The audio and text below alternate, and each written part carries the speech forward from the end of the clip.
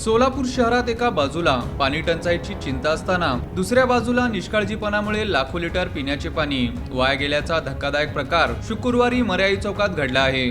Railway पुलाच्या उभारणीसाठी सुरू असलेल्या खोदकामादरम्यान पिण्याच्या पाण्याचा 12 इंची पाईप फुटल्याने पहाटे 5:30 ते सकाळी 9:30 पर्यंत मोठ्या प्रमाणात पाणी रस्त्यावर वाहत राहिले। परिणामी परिसरातील वस्त्या जलमय झाल्या होत्या।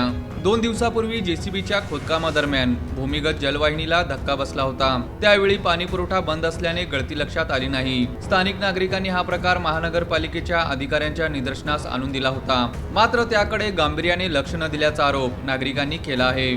शुक्रवारी सकाळी उजनी जलवाहिनीचा वॉल सुरू होताच फुटलेल्या पाईपमधून मोठ्या वेगाने पाणी बाहेर पडू लागले। हे पाणी इंद्रधनु परिसर, जाम मिल कंपाऊंड, गवळी वस्ती, दमानीनगर, न्यू लक्ष्मी चाळ या परिसरात वाहत गेला। काही ठिकाणी रस्त्यांवर पाण्याचे लोट निर्माण झाल्याने नागरिकांची गैरसोय झाली होती।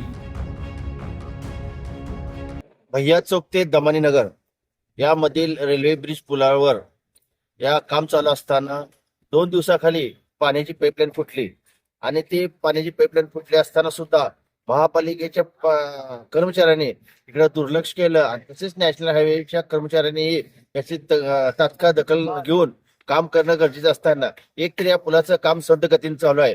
नोव्हेंबर महिन्यामध्ये पूल पूर्ण होणार होता, अजून पुलाचं 25% काम चालू झालं नाही।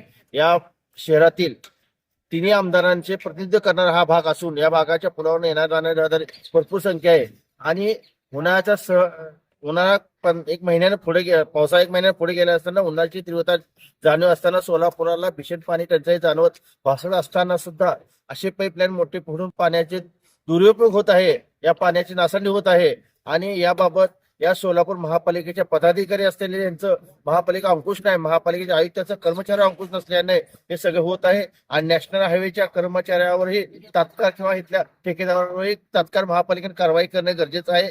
कारण ह्यात जाणाऱ्या पाण्याची पाईपलाईन असतील किंवा एमएससीबी लाईन असलेली, टेलिफोन लाईन असतील याची माहिती घेऊनच काम करणं गरजेचं असताना सुद्धा तसं काम केलं नाही। तर आम्ही या भागात तमाम नागरिकांच्या वतीनं आज आम्ही आयुक्ताला भेटणार आहोत। अशा परिस्थितीत पुन्हा उद्भवू नये यासाठी आम्ही त्यांना तात्काळ करणार आहोत आणि आमच्या मते या शहरातील तिन्ही आमदार प्रतिनिधीने या कामाबाबत लक्ष घालणं आणि विधान सभेत या पुलाचा काम जलद गतीने होण्यासाठी आवाज उठवणं गरजेचं आहे।